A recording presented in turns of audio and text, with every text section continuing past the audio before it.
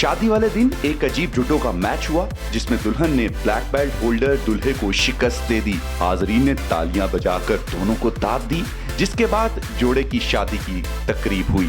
National judo team की 23 साला खिलाड़ी और नेशनल जुडो टीम के कोच और black belt holder Talha Anis ने शादी वाले दिन तकरीब से कुछ वक्त पहले एक जुडो का मैच खेला और उसी सूट के ऊपर जुडो का लिबास पहनी दुल्हन ने अपने होने वाले शोहर तलहा को जमीन पर पटक कर शिकस्त दी। दूल्हे का कहना था, हम दोनों एक तवील अरसे से साथ रह रहे हैं, इस दौरान हमने कई मैचेस में हिस्सा लिया, लिहाजा हम यहाँ हाजरीन को अपना तारुफ करवाने के गर्ज से ये मैच खेल रहे हैं। दूसरी जानिब दुल्हन ने कहा, हमने एक तवील अरसे से इस तरह की मंसूबाबंदी की थी क्योंकि हम एक ही खेल से वाबस्ता हैं। हमने एक नुमाइशी मैच खेला, ये बहुत खूबसूरत था, ताहम ये शादी के लिबास के साथ मुश्किल था, लेकिन हमने फिर भी अच्छा किया।